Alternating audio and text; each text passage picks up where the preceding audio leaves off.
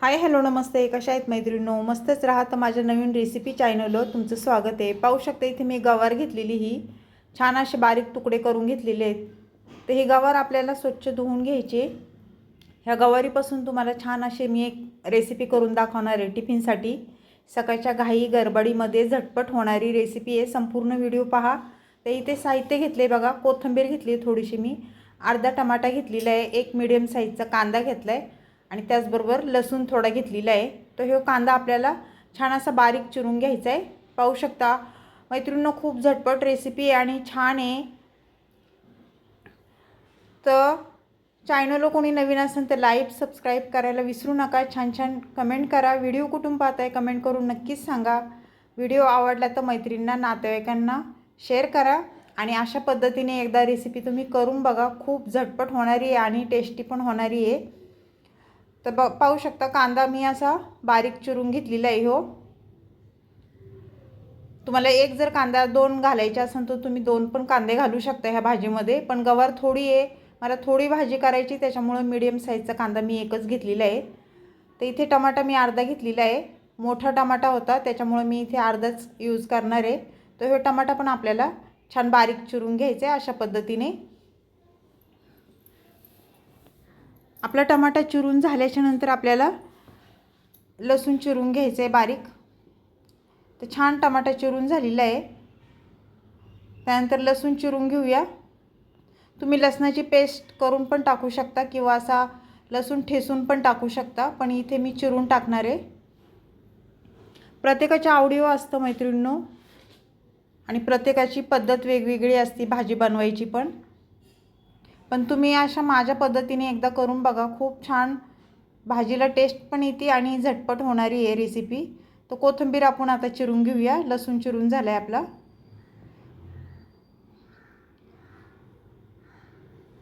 कोथिंबीर चिरायच्या आधी स्वच्छ धुवून घ्या, कारण धूळ वगैरे असती, माती वगैरे असती, त्यामुळे कोथिंबीर स्वच्छ धुवूनच घ्यायची.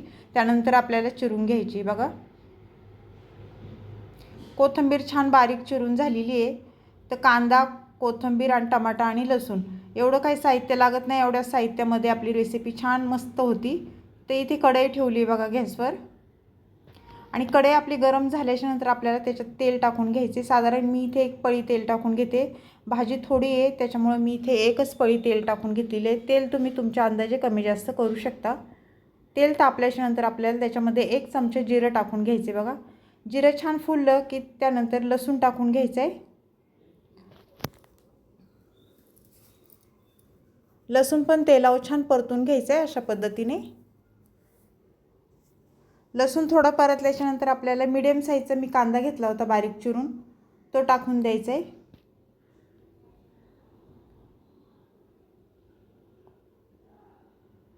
कांदा तेलावर चांगला परतून घ्यायचा आहे. मैत्रिणींनो, सोप्या रेसिपी असतात माझ्या आणि झटपट होणाऱ्या असतात, छोट्या असतात. संपूर्ण व्हिडिओ पहा आणि करून बघा. खूप छान छान असतात.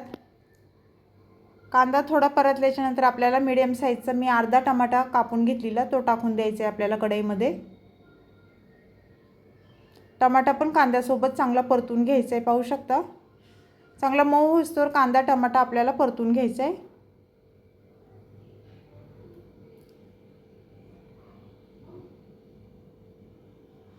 तर पाहू शकता कांदा टमाटा आपला छान मऊ झालेला आहे, छान परतून झालेला आहे.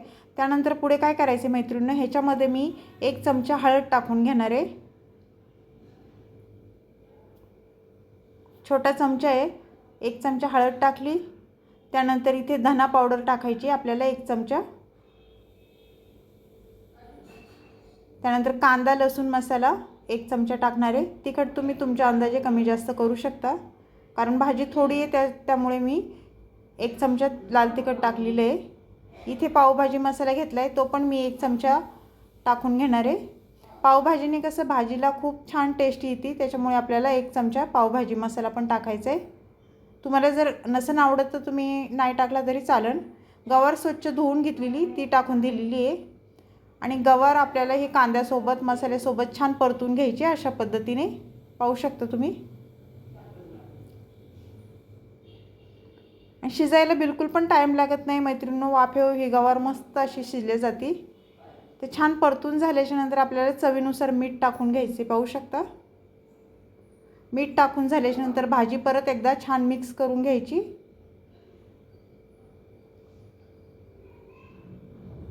त्यानंतर आपल्याला इथे पाणी टाकून घ्यायचे बघा, शिजायला पाणी लागणार आहे, त्यामुळे थोडं पाणी टाकून घ्यायचे, अर्धा ग्लास। आणि थोडीशी वलसर ही भाजी आपल्याला बनवायची।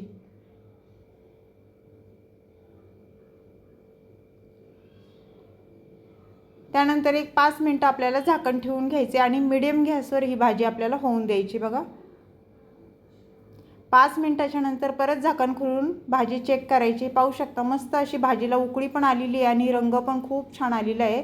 तर ही भाजी छान मिक्स करून घ्यायची आणि परत आपल्याला 2 मिनिटं झाकण ठेवून घ्यायचे।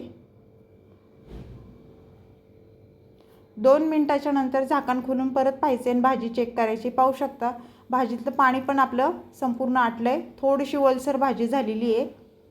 तर शेंगदाण्याचा कूट टाकून घ्यायचं आहे आपल्याला।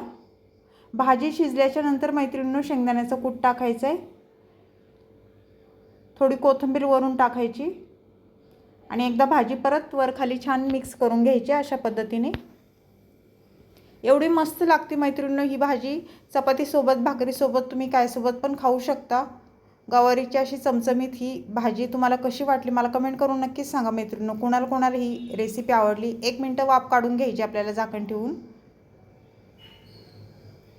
1 मिनिटाच्या नंतर आपली भाजी झालेली आहे ही परफेक्ट।